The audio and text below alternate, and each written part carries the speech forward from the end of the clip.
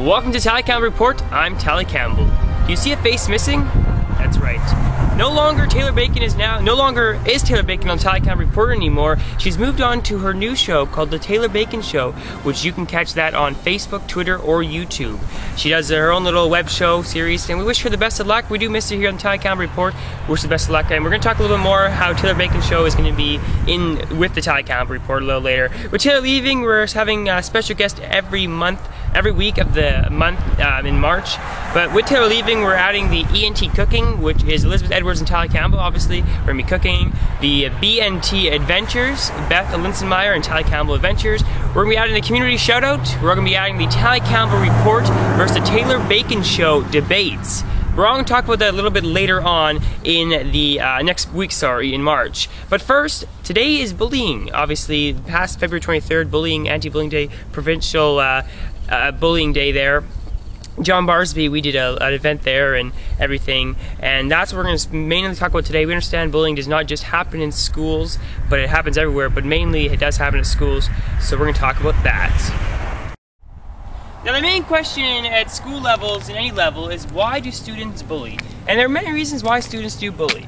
There are cultural reasons, obviously. Some families and cultures power on winning and violence. Some experts suggest that unrealistic expect to people such as watching World Wrestling Entertainment, along with MMA, UFC, and stuff like that. There's also the institutional causes, which takes place in the PE, physical education area, along with workplaces and stuff like that. And then there's also social issues, the fact that some get more social recognition for negative behaviors than some people do for positive issues. There's obviously family issues that come along with bullying. The bully's personal history, children who experience social rejection themselves. There's also having power. If you have power, if you have power in your family or in a social aspect, you seem to think you're a rule of everything, so you think you can bully. Along with protocol victims, people who are annoying or considering to others aggressive verbally or physically. So there's all different ones, but the other question is, how do people bully in schools? Because we have the simple bullying. There's obviously the biggest one that is going nowadays is the cyberbullying. Now, it's become the biggest amongst teenagers, obviously, with Facebook and Twitter and MSN and everything. It's such an easy way. It's the easiest and fastest way to spread rumors, to say something about someone. It's just the easiest way.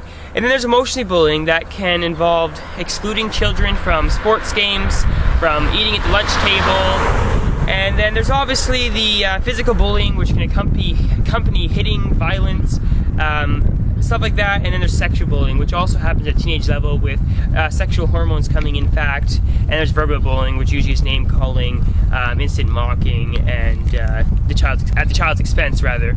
But then the question is, where do people most bully in schools? Now, the most places that were researched was the physical education and gym area. Obviously, because some kids are not physically active and get picked on in front of. There also is the hallways, which you get over 700 students walking in hallways, down the main hallway, someone's going to get pushed. There's a cafeteria where people get excluded from eating with each other, from eating with their own friends because of different groups that are made, cliques. And then there's also the school bus, which a lot of people do take, that obviously you're trying to get there to take a seat with your friend or whatnot. Now the question is, at school level, what can you do if you are bullied? That's the biggest question for most people, is what can they really do?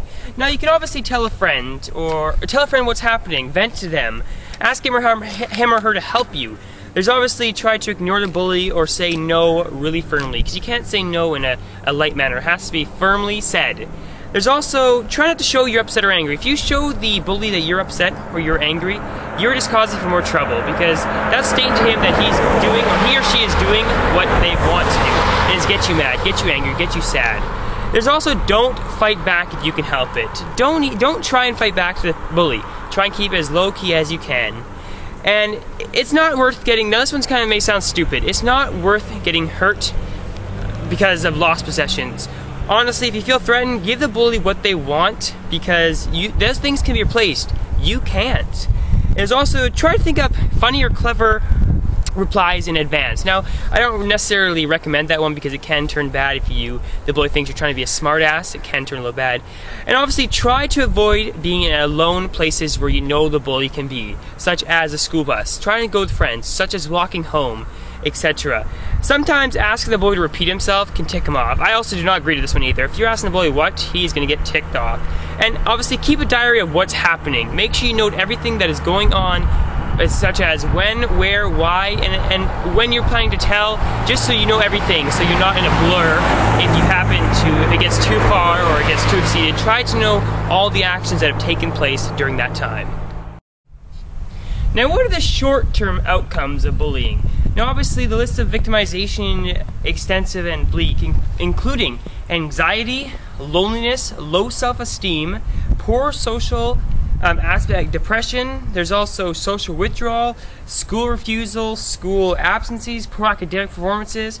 There's also physical health complaints, running away from home, alcohol and drug abuse, and suicide. Now, those are some serious short-term effects. Now, what are some short-term effects for the children who bully? Now, obviously, there is some research linking bullying behavior to positive social aspects, including being seen by the peer group to be powerful and popular, and showing high social intelligence. For the most part, however, bullying is more commonly linked to difficulties. Those bullies who have been characterized as angry, depressed, aggressive, hostile, and demeanoring individuals who show high levels of acting out or hyper behaviors with little fondness for school and high conflict with friendships. The risk for those students who are both bully and the victim seem a lot greater.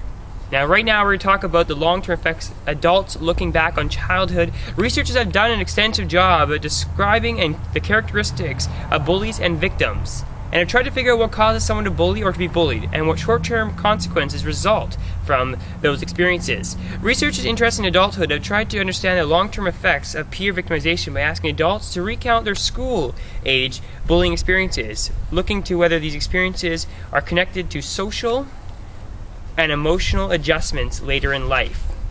Now, memories of childhood teasing and associated with high rates of depression, social anxiety, as well as greater nutritionism in adulthood. When you look at the content of how adults describe their childhood, victimization experiences does appear over time. Many victims report a reduction in their hurt feelings, for example, less happiness, as well as decreased shame. Yet, for those who consider the bullying to be extremely painful, the troubling feelings continue. With reported long-term negative effects on both personally attitudes, in short term, childhood bullying is highly memorable experience, and recollections of those events show no evidence of forgetting.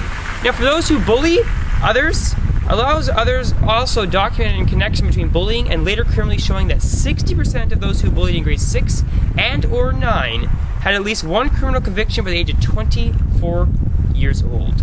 35 to 40% had 3 or more convictions as compared to a group of non-bullying boys.